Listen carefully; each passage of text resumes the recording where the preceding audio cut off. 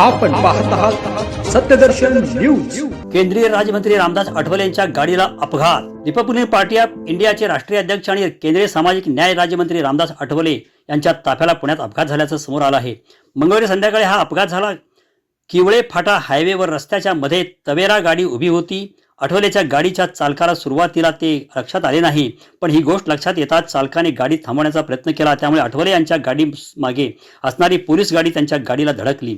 या घटनेत कोणीही जखमी झालेलं नाही। अपघात वेळी रिपाईचे उपाध्यक्ष काकासाहेब खंबाळकर, महाराष्ट्र सचिव श्रीकांत भालेराव, पुणे जिल्हा अध्यक्ष सूर्यकांत वाघमारे आणि रिपाईचे प्रसिद्ध प्रमुख हेमंत रणपिसे आणि सहाय्यक खासगी सचिव प्रवीण मोरे हे देखील त्यांच्यासोबत होते। बालगंधर्व रंगमंदिराच्या सुवर्ण महोत्सव कार्यक्रमात सहभागी होण्यासाठी रामदास आठवले निघाले होते, पण अपघातानंतरही त्यांनी कार्यक्रमाला हजेरी लावली। तर मी काल महाडमध्ये होतो। बाबासाहेब आंबेडकर आणि महाड कौला तळ्याचा सत्याग्रह केलेला होता आणि त्याचा वर्धापन दिन प्रत्येक वर्षी आम्ही साजरा करत असतो क्रांतीभूमीवर।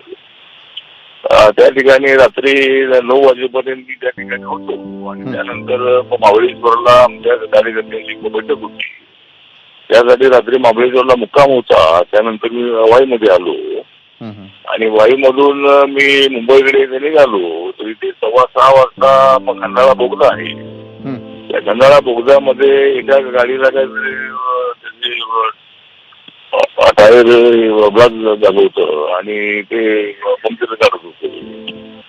अचानक त्या ठिकाणी 2 कंटेनर थांबले आणि आमची पोलीसची गाडी जी समोर होती ती त्याला ठोकली आणि आमच्या ड्रायव्हरने ब्रेक दाबला, पण एकदम पोलीसच्या गाडीत आमची गाडी ठोकली।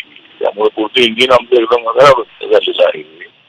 माझ्या बरोबर माझी पत्नी सीमा होती आहे, त्यानंतर तिची आई आहे आणि मामी आहे।